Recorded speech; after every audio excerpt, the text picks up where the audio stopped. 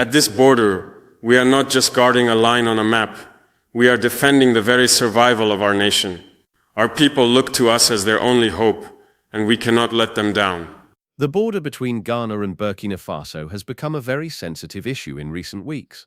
What used to be a busy route for trade, movement of goods, and travel between the two neighbors is now filled with delays, frustration, and uncertainty. Trucks carrying food, fuel, and other supplies are being stopped for long periods. Drivers complain that new rules were introduced suddenly without any warning, leaving them stranded. Ordinary people who depend on these goods, like fish and vegetables, are also worried because delays mean higher prices and shortages in the markets. This border tension is not just about trade. It is also about trust and security.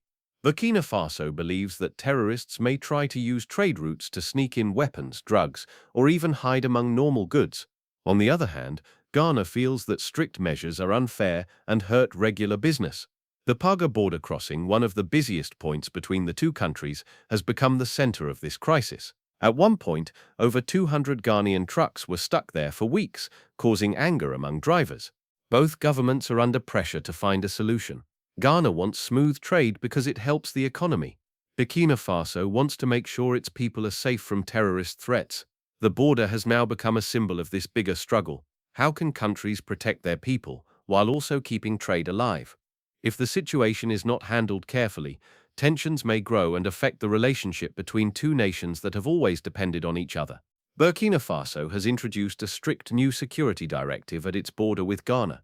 The rule tells soldiers and border officers not to allow suspicious goods, dangerous materials, or large amounts of contraband into the country.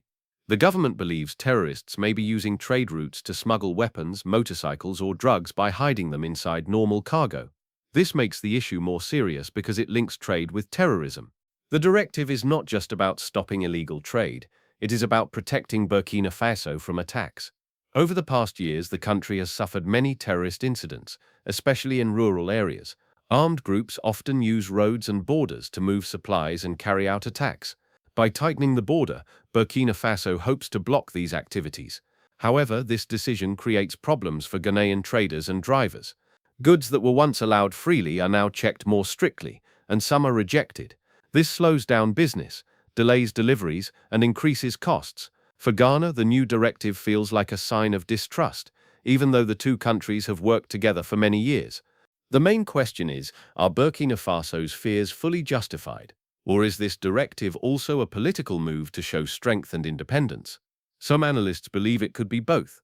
While security is a real concern, the sudden nature of the directive and the strict checks make people think there might also be hidden reasons.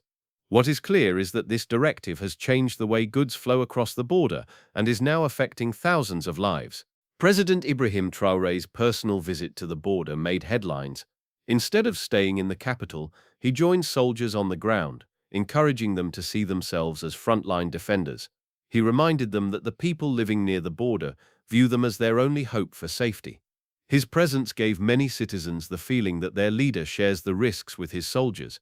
For Burkina Faso, this was a powerful symbol.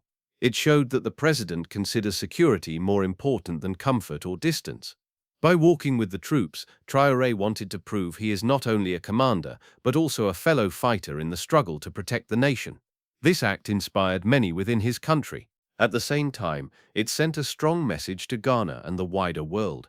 By personally joining his soldiers, Traoré showed how serious he is about guarding the border. It warned terrorists that Burkina Faso's leadership is ready to act directly, but it also signaled to neighbors that trade will not be allowed to weaken national security.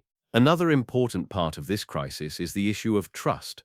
Burkina Faso has started to question Ghana's close ties with the United States. In Ouagadougou, many see Accra's growing partnership with Washington as a possible danger. They fear that American influence could affect Burkina Faso's security, politics, or even stability. This suspicion adds another layer to the border problem. For Ghana, these concerns may feel unfair.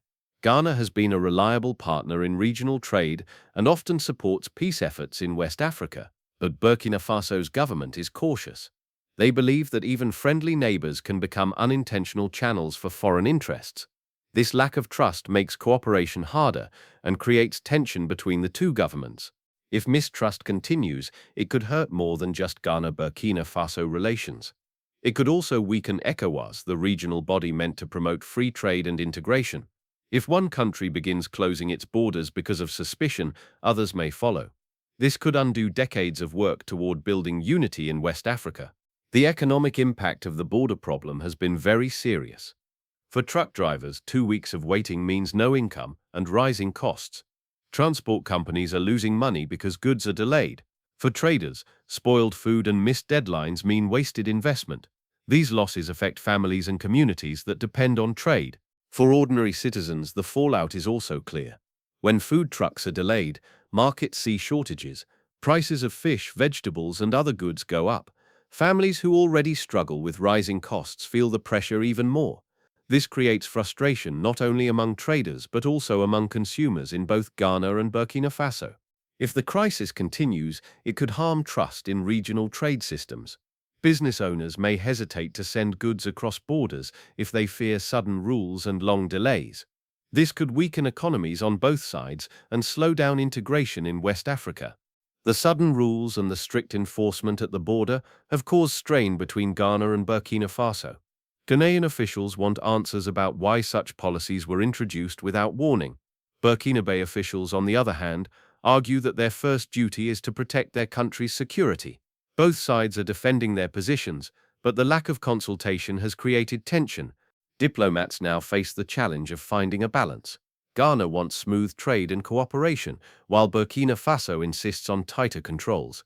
If both governments cannot agree, mistrust will only grow. This may lead to more disputes in the future, not only about trucks but also about wider regional cooperation. The risk is that this strain could spill over into ECOWAS. A conflict between two major members would weaken the unity of the group and affect other countries that depend on free trade. Diplomacy will be key to preventing this crisis from growing into a long-term problem. The situation at the Ghana-Burkina Faso border is more than just a local dispute. It raises big questions about the future of regional integration.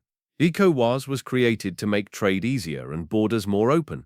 But if security fears keep increasing, more countries may decide to close or tighten their borders. If that happens, the dream of free movement in West Africa could be at risk. Farmers, traders, and transporters depend on smooth borders to survive. If one border becomes too difficult, others may follow. This could hurt millions of ordinary people who depend on regional markets.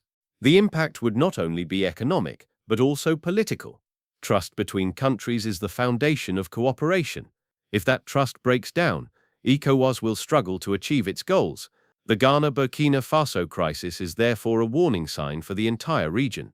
Behind all the policies and politics, the human cost is the most painful. Truck drivers have been stranded for weeks without proper food, rest, or income. Some watched their perishable goods spoil while waiting. Families who depend on trade suffered as prices rose and shortages grew. Ordinary people who have no link to terrorism are paying the price for security policies. For many citizens, this feels unfair. They respect the need for security, but question why it must come at such a high cost.